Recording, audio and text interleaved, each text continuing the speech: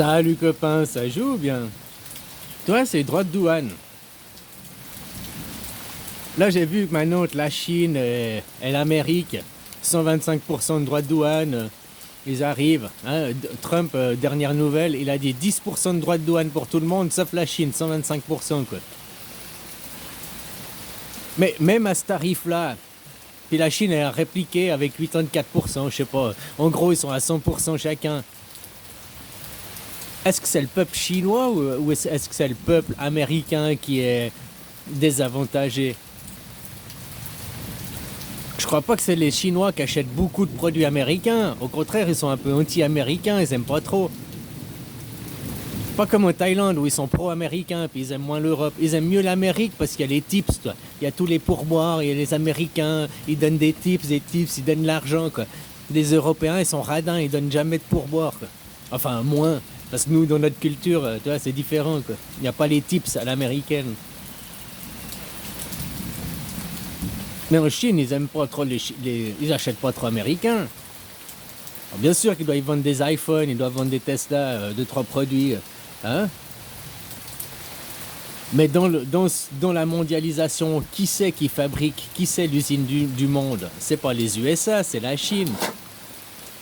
Je te dis, une voiture BYD à 20 000 $, exportée 100% de taxes, elle devient 40 000 $. Là, 125%, ça fait 50 000 $.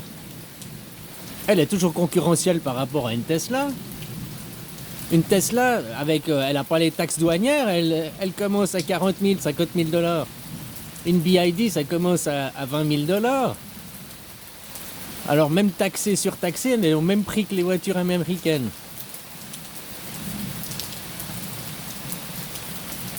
Puis qu'est-ce que ça va donner à la longue? Ils vont dire quoi? Après, ils vont arriver à... Moi, je serais la Chine, juste pour faire chier. Je serais la Chine. Je dis, ok, nous, on est le moulin, quoi. Tout est fabriqué ici. Tout ce que tu vends en Amérique, moi, je te mets... Vu que tu dis que tu te calcules, tu te bases sur nous, je te mets 3000% de taxes douanières.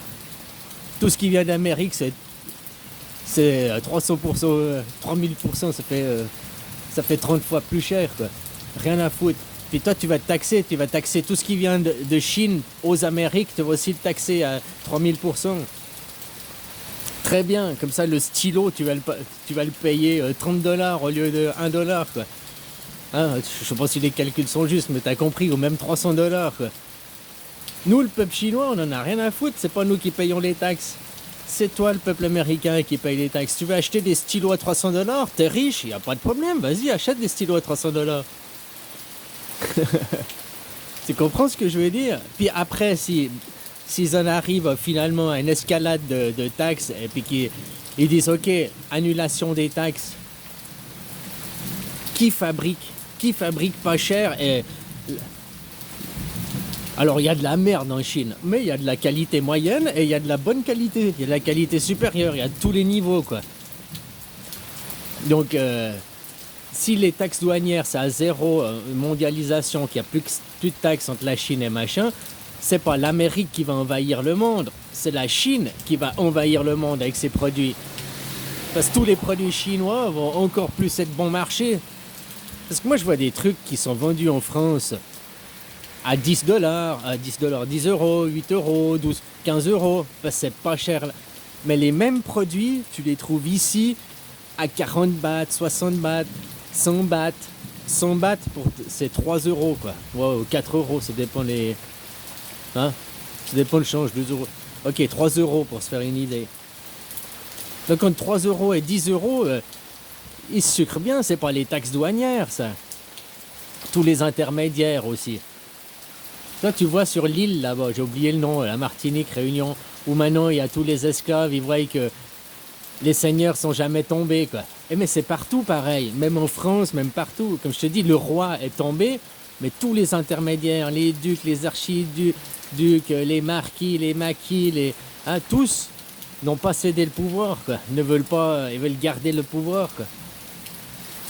Et même le petit peuple, quoi. Regarde des Français qui ont vécu au SMIC, qui ont une vie, des Français ou d'autres, hein, qui ont eu une vie au SMIC, machin, employés toute leur vie, ils arrivent ici, ils ouvrent un bistrot, ils ouvrent un business ici, Et qu'est-ce qu'ils font? Au lieu de se dire, putain, moi je vais offrir...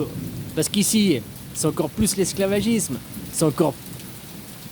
Il y a encore moins une loi du travail, de protection du travail et tout. Au lieu de se dire, ok, je vais faire le... Je vais pas leur faire le paradis, mais je vais faire au minimum ce que moi j'avais en France, quoi. Non, ils viennent ici et ils leur payent même pas le SMIC, quoi. Ils leur payent en dessous. Ah, je vais les payer 300 bahts. Ah, mais le SMIC, c'est 500 bahts par jour. Ouais, non, mais faut pas les habituer à la richesse. Ils deviennent... Eux, ils étaient esclaves dans leur pays, ils viennent ici, ils ouvrent un business, et puis au lieu de vouloir offrir des bonnes... Non, ils deviennent pires que leur patron, quoi. Donc tu vois, les gens, au lieu d'améliorer les conditions de ceux qui sont moins bons, ils cherchent toujours des moins bons pour leur taper dessus, quoi. Le monde, il s'améliore pas comme ça, avec ce genre de philosophie, hein. Ouais.